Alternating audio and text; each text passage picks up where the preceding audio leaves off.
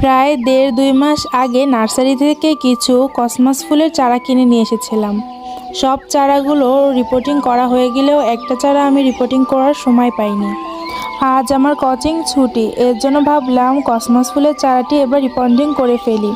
ফুলের সিজন হলো শীতকালে যদি বাগানে পরিপূর্ণভাবে ফুল না পাওয়া যায় তাহলে আর কখনই বা ফুল পাওয়া যাবে। আমার বাগানে শীতকালীন কিছু ফুল আমি লাগিয়েছি, যেমন ডালিয়ার কিছু ভ্যারাইটি আছে, কসমস ফুলের 4টা ভ্যারাইটি আছে, চন্দ্রমল্লিকা, দেশি গোলাপ, হাজারি গোলাপ, আরও শীতকালীন মাস্ট বি যে ফুলটা সবার বাগানে থাকে তা হলো গাঁদা ফুল। গাঁদা ফুলের 3টা ভ্যারাইটি আমার বাগানে আছে।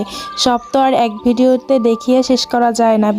আমি বিভিন্ন ভিডিওতে পোস্ট করে আপনাদেরকে দেখাবো যে আমার বাগানে আরও কত কত ফুল এবং ফল গাছ রয়েছে। আজকে ফুল গাছেরটাই দেখি, অন্য একদিন ফল গাছের ভিডিও দেখব। এখানে গাছ রিপোর্টিং শেষ করলাম, কিন্তু গাছ রিপোর্টিং করার পরে এটা কি দেখলাম, এটার নাম যদি কেউ জেনে থাকো কমেন্টে বলে যাবা। নার্সারি থেকে যেভাবেই গাছ নিয়ে এসেছিলাম সেইভাবেই রেখে দেওয়ার কারণে ফুলগুলো অনেক ছোট ছোট হয়েছে, ফুল এর থেকে অনেক বড় বড় হয়। আজ এই পর্যন্তই, আবার দেখা হবে নেক্সট কোনো মিনি ব্লগে।